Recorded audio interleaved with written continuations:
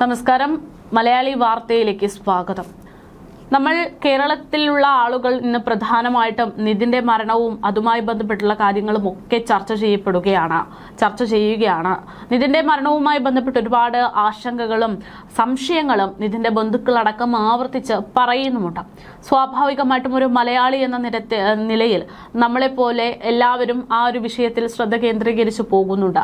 അതിൽ പ്രധാനമായിട്ടും ജാതി അധിക്ഷേപം ഉണ്ടായി എന്നുള്ളതാണ് ഒരു ആരോപണം. ഈ 2026 ജാതി അധിക്ഷേപമോ എന്നുള്ളൊരു ചോദ്യം നിലനിൽക്കുകയാണ്.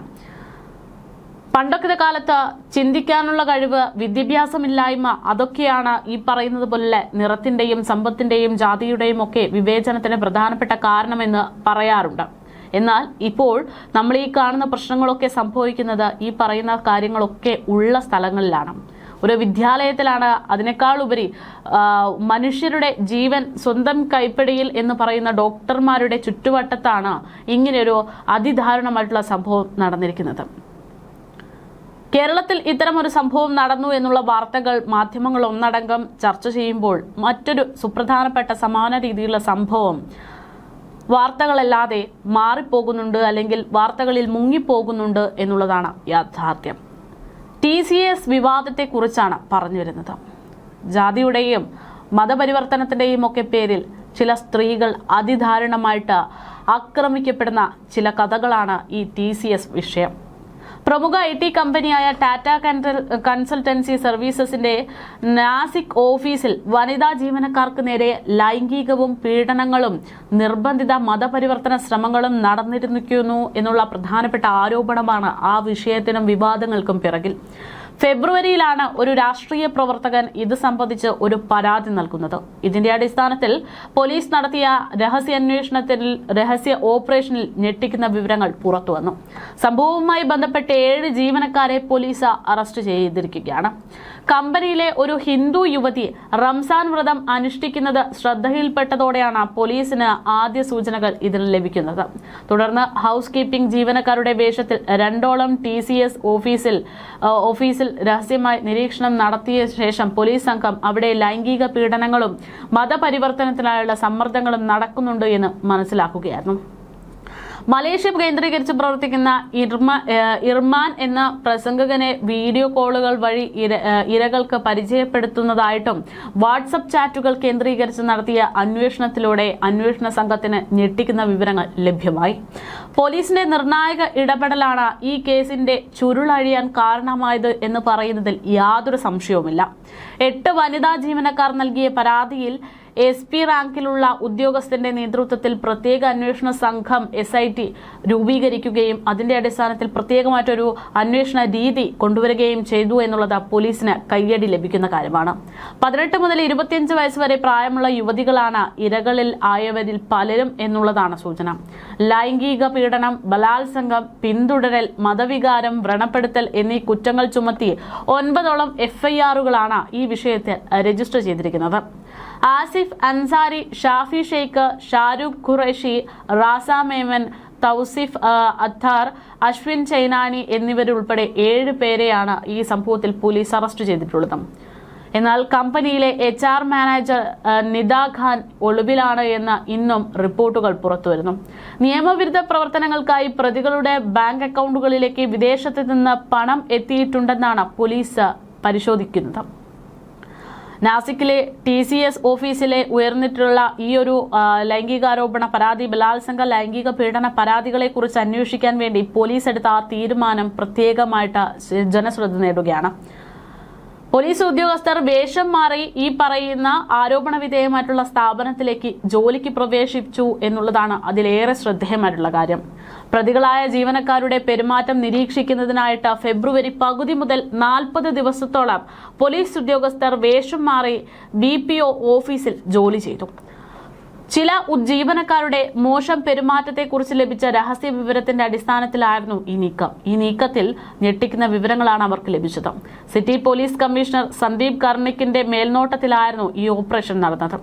മാർച്ച് 26-നാണ് കേസിനാസ്പദമായിട്ടുള്ള ആദ്യ സംഭവം പുറത്തുവരുന്നതെന്നാണ് സൂചന. ഒരു വനിതാ ജീവനക്കാരി തന്റെ മേലുദ്യോഗസ്ഥൻ തന്നെ ബലാത്സംഗം ചെയ്തു എന്ന് ദേവ്ലാലി പോലീസ് സ്റ്റേഷനിൽ പരാതി നൽകുകയായിരുന്നു. ഈ അന്വേഷണത്തിന്റെ അടിസ്ഥാനത്തിൽ കൂടുതൽ പരാതികൾ വരികയും ചെയ്തു. ഒരു പുരുഷ ജീവനക്കാരൻ ഉൾപ്പെടെ 8 ജീവനക്കാർ കൂടി ലൈംഗിക പീഡന പരാതിയുമായിട്ട് മുംബൈ നാക്ക പോലീസ് സ്റ്റേഷനിലേക്ക് എത്തിയതോടെ വിഷയം ഗുരുതരമാണെന്നും നമ്മുടെ രാജ്യം ഭീഷണിയിലാണ് എന്നും മനസ്സിലാകുകയായിരുന്നു. മാർച്ച് 26-നും ഏപ്രിൽ 3-നും ഇടയിൽ ആകെ 8ഓളം FIRകളാണ് ഇത്തരത്തിൽ രജിസ്റ്റർ ചെയ്തത്. ഭാരതീയ ന്യായ സംഹിതയിലെ വിവിധ വകുപ്പുകൾ പ്രകാരം പ്രതികൾക്കെതിരെ കേസെടുത്തു എന്നാണ് അന്വേഷണ ഉദ്യോഗസ്ഥർ വ്യക്തമാക്കുന്നത്. ബലാത്സംഗം, ലൈംഗിക പീഡനം, പിന്തുടർന്ന് ശല്യം ചെയ്യുക, സ്ത്രീത്വത്തെ അപമാനിക്കുക, മതവികാരം വ്രണപ്പെടുത്തുക തുടങ്ങിയ കുറ്റങ്ങളാണ് ഇവർക്കെതിരെ ചുമത്തിയിട്ടുള്ളത്. പ്രതികളിൽ 7 പേരെ ഏപ്രിൽ 7-ന് അറസ്റ്റ് ചെയ്തു. ഇവരെ TCS ജോലിയിൽ നിന്ന് പിരിച്ചുവിട്ടതായാണ് സൂചന. 8ാമത്തെ പ്രതിയായ HR മാനേജർ പോലീസ് കസ്റ്റഡിയിലാണ് എന്നുള്ളതും ചില സമയങ്ങളിൽ റിപ്പോർട്ടുകൾ വരുന്നുണ്ട്. ഇരകളിൽ ഒരാൾ നൽകിയ പരാതി ലഭിച്ചിട്ടും നടപടിയെടുക്കുന്നതിൽ വീഴ്ച വരുത്തിയെന്നാരോപിച്ച് മാനേജർക്കെതിരെയുള്ള അന്വേഷണങ്ങളും മുന്നോട്ട് പോവുകയാണ്. എന്തായാലും അണ്ടർ കവർ സംഘത്തിന്റെ പങ്ക് അതുതന്നെയാണ് ഇവിടെ പ്രധാനപ്പെട്ട ഒരു ചോദ്യമായിട്ട് നിൽക്കുന്നത്. യോഗങ്ങളിലും ജോലി സ്ഥലങ്ങളിലും പ്രതികളുടെ പെരുമാറ്റം 6 വനിതാ ഉദ്യോഗസ്ഥർ നിരീക്ഷിച്ചതിന്റെ അടിസ്ഥാനത്തിൽ ഇതിനൊരു വ്യക്തത വരുത്തുകയായിരുന്നു. മുതിർന്ന ഉദ്യോഗസ്ഥരുമായി നിരന്തരം ബന്ധപ്പെട്ട് ജോലി ചെയ്യുന്ന സ്ത്രീകളുടെ രീതികൾ, അവർ ഈ പറയുന്നത് പോലെ മറ്റ് മതവുമായി ബന്ധപ്പെട്ടുള്ള രീതികളിൽ ജീവിക്കുന്നു എന്നൊക്കെ ശ്രദ്ധയിൽപ്പെട്ടതോടെയാണ് പരാതിക്ക് അടിസ്ഥാനമായിട്ടുള്ള കാര്യങ്ങൾ ഈ കമ്പനിയിൽ നടക്കുന്നുണ്ട് എന്ന് പോലീസ് സ്ഥിരീകരിക്കുന്നത്. ലഭിച്ച വിവരങ്ങൾ ശരിയാണെന്ന് ഉറപ്പാക്കാൻ ഈ ആസൂത്രിത നീക്കം സഹായിച്ചു എന്ന് പ്രത്യേക അന്വേഷണ സംഘം തലവൻ സന്ദീപ് മിശ്ര കഴിഞ്ഞ ദിവസം മാധ്യമങ്ങളോട് പറയുകയുണ്ടായി. രഹസ്യമായി നിരീക്ഷിച്ച ഉദ്യോഗസ്ഥരിൽ നിന്നുള്ള റിപ്പോർട്ടുകൾ പരാതികളിലെ സത്യാവസ്ഥ തെളിയിക്കാൻ വളരെയധികം സഹായിച്ചു എന്ന് അദ്ദേഹം വ്യക്തമാക്കുന്നു.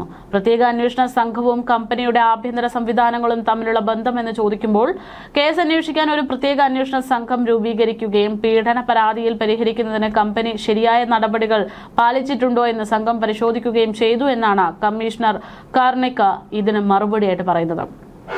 നാസിക് യൂണിറ്റിൽ പോഷ് ആക്ട് പ്രകാരമുള്ള ആഭ്യന്തര പരാതി പരിഹാര സമിതി ഉണ്ട് എന്നും എന്നാൽ പീഡനത്തിന് ഇരയായ ജീവനക്കാരൊന്നും ഈ സംവിധാനം വഴി പരാതി നൽകിയിട്ടില്ലായിരുന്നു എന്നും ഒരു കമ്പനി എക്സിക്യൂട്ടീവ് ഇതിനൊരു ന്യായീകരണമായിട്ട് പറയുകയാണ്.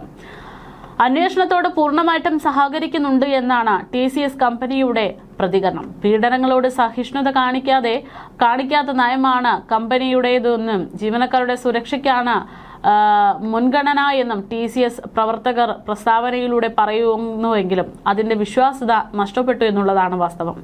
കുറ്റാരോപിതരായ ജീവനക്കാരെ സംഭവം പുറത്തറിഞ്ഞാൽ ഉടൻ സസ്പെൻഡ് ചെയ്തിട്ടുണ്ട് എന്നും അന്വേഷണ ഫലത്തിന്റെ അടിസ്ഥാനത്തിൽ കൂടുതൽ നടപടികൾ ഉണ്ടാകുമെന്നുമൊക്കെ കമ്പനി പറയുമ്പോഴും ഇനിയും പേടിച്ചിട്ട് ഭയപ്പെട്ടിട്ട് ജോലി നഷ്ടപ്പെടുമോ എന്നുള്ള ഭയം, ജീവിക്കാൻ പറ്റുമോ എന്നുള്ള ഭയം, അത്തരത്തിൽ ഭയപ്പെടൽ കൊണ്ട് മാത്രം ആ കാര്യങ്ങൾ തുറന്നു പറയാൻ മറഞ്ഞു നിൽക്കുന്നവർ ആരൊക്കെയുണ്ട് എന്നുള്ള ചോദ്യം അവശേഷിക്കുകയാണ്. എന്തായാലും കേരളത്തിൽ മാത്രമല്ല നമ്മുടെ നാട്ടിലെ പല മുക്കിലും മൂലയിലും സമാനതകളോടെ മതപരിവർത്തനങ്ങളും ജാതീയ വെറിയും കൊണ്ട് നടക്കുന്ന ഒരുപാട് ആളുകൾ പ്രവർത്തിക്കുന്നുണ്ട്.